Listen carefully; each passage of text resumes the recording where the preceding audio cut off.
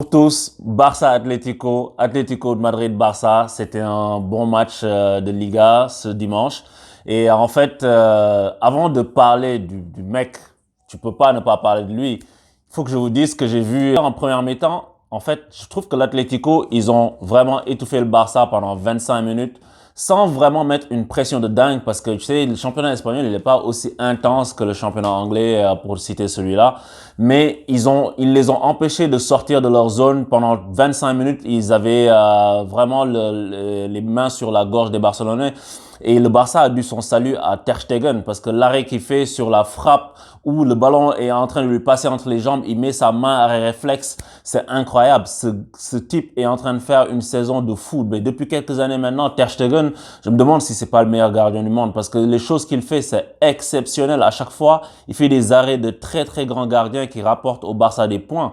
Parce que si le Barça était mené 1-0, c'était plus la même chose. Et ils ont eu aussi de la chance, le Barça, parce qu'il y a un moment où il y a sur un centre et Junior, il détourne la balle et tape le poteau. Donc l'Atlético, ils sont passés à ça d'ouvrir le score et une autre action, frappe enroulée qui passe juste à côté du but de Ter Stegen. Pendant 25 minutes, ils ont souffert. Ensuite, ils sont sortis par à-coup et puis ils auraient pu ouvrir le score en première mi-temps, Piqué touche le poteau, enfin la barre et ils auraient pu marquer sur ce genre d'action-là, mais grosso modo, en première mi-temps, sans avoir pris le bouillon, genre, tu te dis, ok, ben, l'Atlético, quand même, ils sont en train de faire mal au Barça. Et la deuxième mi-temps a commencé et l'Atlético s'est mis plutôt dans son camp, en train d'attendre le Barça. Et là, on a vu un Barça beaucoup plus haut sur le terrain, mais ça manque de rapidité dans les transmissions. Les sorties de balles barcelonaises sont lentes. Tu sais, le ballon, il n'arrive pas forcément là où il doit arriver. Les courses de Griezmann ne sont pas forcément suivies de ballons qui vont dans le sens du jeu. Et tu te dis, ben, comment est-ce que ça se fait qu'on voit ça? Mais c'est très simple. Le Barça, ce n'est plus le Barça qu'on voyait il y a quelques années. Parce qu'on est tellement habitué, on est devenu habitué à cet énorme Barça, cette machine infernale actionnée par le diable lui-même, comme disait Pirlo. Mais tu te rends compte, aujourd'hui, ils ont leur petit génie, mais il y a plus. Messi, il faisait des combinaisons avant avec Iniesta. Excellent joueur. Il faisait des combinaisons avec Xavi. Et surtout aussi, il faut pas oublier, Messi faisait énormément de combinaisons avec Dani Alves de son côté droit. Et ça allait très très vite. C'était vraiment infernal pour les défenses. Mais maintenant, il n'y a plus ça. Le Barça n'est plus la grande équipe que c'était. La très grande équipe que c'était. C'est encore une grande équipe. Mais c'est ça qui fait que leur jeu, il est poussif. Ils se cherchent. Ils sont en transition, le Barça. Mais ils ont un joueur exceptionnel. Tu vois. Et l'Atlético, ils sont restés donc dans leur camp, comme je disais, en deuxième mi-temps, jusque, je dirais, vers la 70, 75e minute. Mais pendant tout ce temps-là, ce que j'ai remarqué avec l'Atlético, c'est qu'une équipe, elle a l'impression d'être composée de bourrins. Tu penses que c'est les mecs, ils sont là, ils mettent le bleu de chauffe, ils y vont à fond, ils défendent comme des acharnés, ce qui est vrai.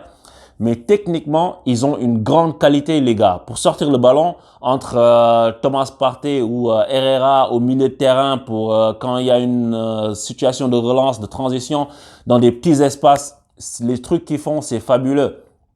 Les mecs sont capables de sortir d'un pressing de 3 joueurs. Tu te dis qu'ils ont perdu la balle, mais non, ils trouvent toujours un petit trou de souris pour faire progresser le jeu vers l'avant. Et ça, c'est très, très admirable, quoi.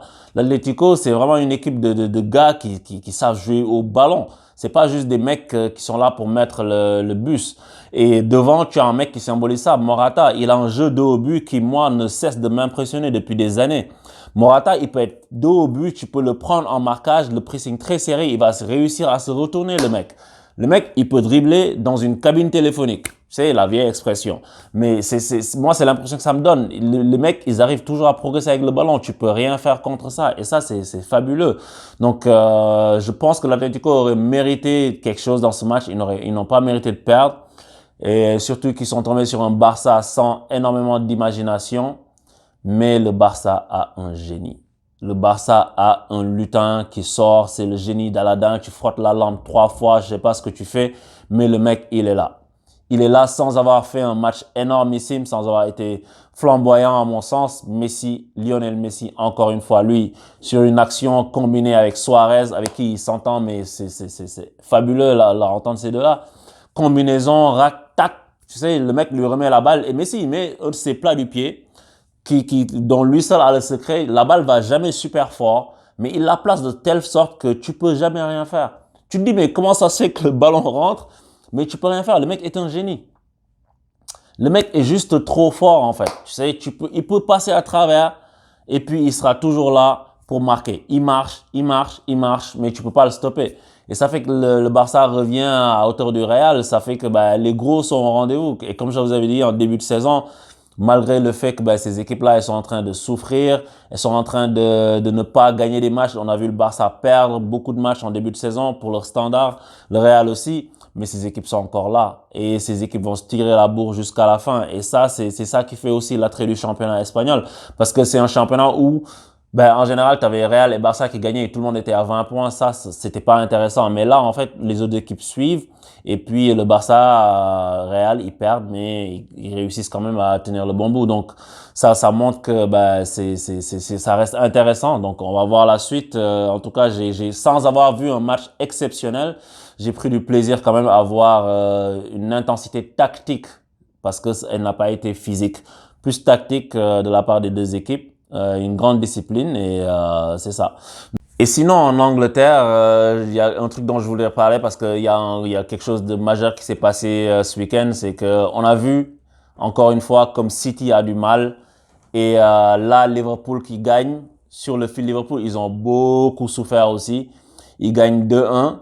Et City qui s'est accroché par Newcastle 2-2, ça sent la fin en fait. Là, tu sais, en novembre, là on est le 1er décembre, mais en novembre, décembre, début décembre comme ça, c'est toujours trop tôt pour dire que le championnat est plié, mais je pense qu'il est plié, tu vois. Et j'ai pas l'habitude de m'avancer, mais ça, en fait, c'est au niveau des attitudes, c'est au niveau de quand ça tourne pas pour toi, quand c'est pas pour toi, quand tu fais une saison de pas champion, tu le vois. Comment tu peux être à 11 points, c'est trop. C'est trop. Et puis les autres équipes, Liverpool n'est pas bon en ce moment en plus. C'est-à-dire qu'ils arrivent à gagner, ils arrivent à s'en sortir malgré leurs difficultés, mais ils font pas des énormes matchs. Et tu sais, ils sont quand même devant. Il y a Leicester qui arrive à suivre un peu, ils gagnent aussi, mais Leicester, tu te dis que c'est pas l'équipe qui va concurrencer Liverpool pour être champion. Et Guardiola, il s'énerve et tout, mais tu sais, il a raison, malgré tout ce qui se passe, malgré l'énorme but de De Bruyne, une frappe sous la barre qui ricoche sous la barre, qui rentre, c'est exceptionnel. Sterling, encore une fois, toujours au rendez-vous. Ce joueur, il est vraiment, je trouve qu'il est un peu sous-coté parce que Sterling, il est vraiment très, très, très bon. Mais malgré tout ça, ça suffit pas parce que Liverpool, ils sont en face et puis ils n'arrêtent pas de gagner, quoi. Ils n'arrêtent pas. Aujourd'hui, si c'est pas Sadio Mané qui marque, t'as Salah qui marque, sinon il y a Firmino qui marque, sinon ils ont sorti Van Dijk. Le gars, il vient, il met 2 têtes imparables. Ils sont dans une phase, je vois pas ce qui peut les arrêter maintenant. Tu vois, je veux pas te dire que c'est fini, ils sont déjà champions parce que le football, c'est la chose la plus imprévisible que tu connaisses. Tu sais, genre, il y a tellement de choses qui sont pas garanties que tu sais pas ce que ça va donner à la fin. Mais là, je trouve qu'ils ont pris une avance qui pourrait être décisive. Surtout s'ils finissent Boxing Day. On verra d'ici un mois si l'avance se réduit ou pas. Si elle se réduit à, disons, 6 points à peu près, ok, c'est encore jouable. Mais là, 11 points, je pense que si on entre en début janvier avec 11 points, je pense que c'est chaud pour City et que c'est mort. Et que Liverpool risque de soulever la coupe qu'ils n'ont pas soulevée depuis 30 ans maintenant. 30 ans, tu te rends compte comment c'est long? Waouh! Les mecs, bon courage à eux. Donc, c'est ce que j'allais dire sur l'Angleterre. Et pour finir, je vais vous parler de France très rapidement parce que le PSG n'a pas joué aujourd'hui et je regarde pas la Ligue 1 parce que j'ai tellement regardé de matchs pourris que genre ça m'a juste dégoûté. Mais je vois que l'OM est deuxième et puis je vois mes potes Marseille, ils sont en train de jubiler comme quoi ils sont premiers de leur championnat. Tu sais, les mecs, ils n'en peuvent plus. Bravo à vous les mecs. Bon courage et puis peut-être que l'an prochain vous irez en Ligue des Champions. Et en Italie, pour terminer, je vois que la Juve, ils ont fait match nul. Et l'Inter passe devant avec un doublé de Lautaro Martinez.